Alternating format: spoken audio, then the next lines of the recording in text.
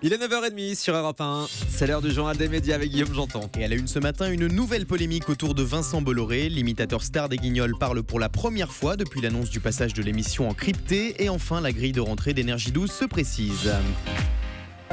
On commence donc avec cette nouvelle polémique autour de Vincent Bolloré. Et après avoir fait un grand ménage au sein du groupe Canal+, selon Mediapart, le nouveau grand patron de la chaîne cryptée aurait censuré la diffusion par la chaîne d'une enquête compromettante sur le Crédit Mutuel dont le PDG Michel Lucas est son ami. Les précisions d'Olivier Samin pour Europe 1. Évasion fiscale, une affaire française. C'est le titre de cette enquête de 52 minutes qui raconte, témoignage à l'appui, comment la banque Pache, filiale du groupe Crédit Mutuel CIC, aurait mis en place un système de blanchiment d'argent et d'aide à l'évasion fiscale pour de riches clients français. Les auteurs de ce documentaire affirment qu'après avoir donné son feu vert début mai à la diffusion du sujet, le directeur général de Canal+, Rodolphe Belmer, qui était en poste à ce moment-là et qui a depuis été remercié, Rodolphe Belmer a dû se raviser. D'après Mediapart, c'est Vincent Bolloré en personne qui est à l'origine de ce revirement.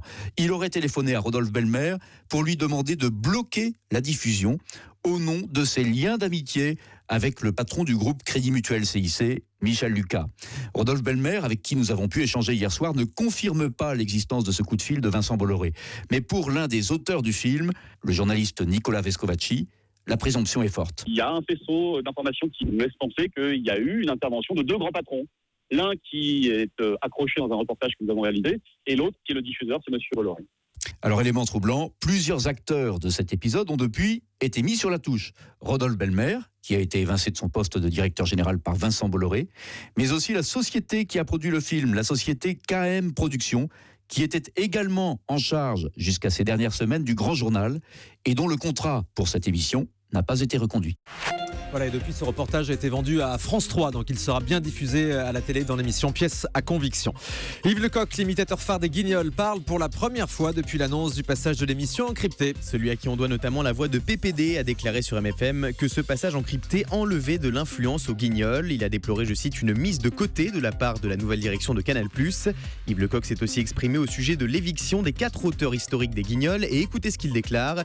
Ils étaient déjà un peu prêts à partir. Quand vous êtes stressé au quotidien pour l'écriture d'un journal, quelquefois ça fatigue et certains auteurs demandaient à partir, même si là ça a été un peu plus radical. Enfin, Yves Lecoq affirme être confiant sur son avenir au sein des Guignols. Selon lui, la production serait, je cite, obligée de le garder.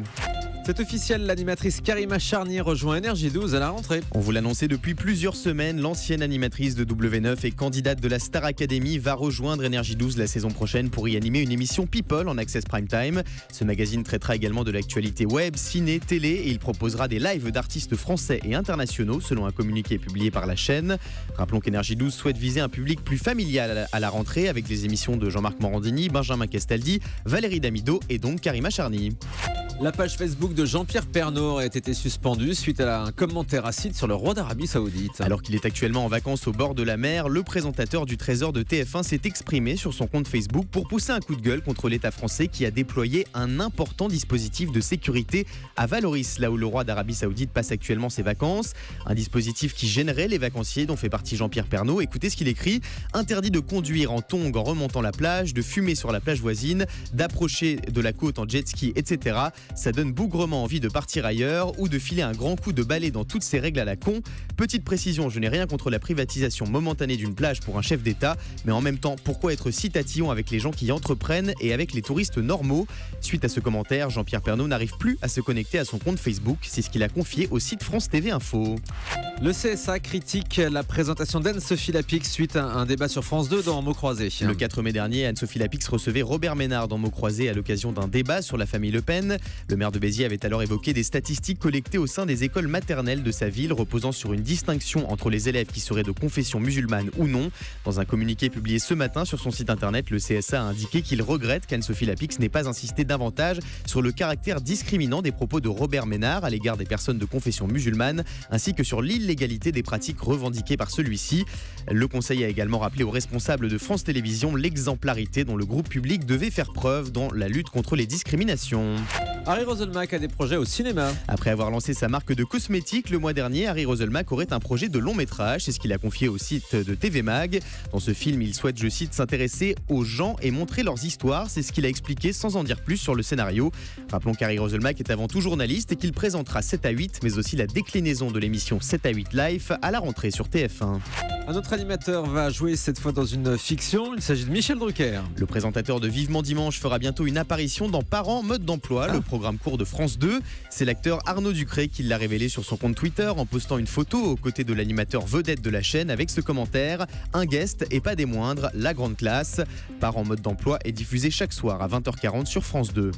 Le documentaire sur le changement de sexe de Caitlyn Jenner fait un flop aux États-Unis. Ce documentaire consacré à l'histoire de l'ex-beau-père de la star de télé-réalité Kim Kardashian, qui s'appelle en réalité Bruce Jenner, n'a séduit que 2,7 millions de téléspectateurs dimanche soir sur NBC.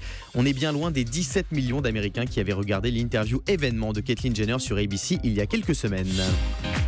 Allez, on termine avec le chiffre du jour. 3 113 000, c'est le nombre d'auditeurs que rassemble Europe 1 Matin chaque matin entre 6h et 9h. La matinale d'Europe 1 présentée par Thomas Soto vient d'être élue meilleure matinale radio par le classement Radioline Insight. Ce classement s'appuie sur le nombre d'auditeurs uniques pour chaque émission de plus de 30 minutes diffusée entre 6h et 10h. Une performance qui confirme les très bons scores de la matinale d'Europe 1 dévoilée la semaine dernière par Médiamétrie. Europe 1 Matin est actuellement présenté par Patrick Roger et ce jusqu'à la fin de l'été. Europe Matin, meilleure matinale radio donc selon ce classement. Merci beaucoup Guillaume.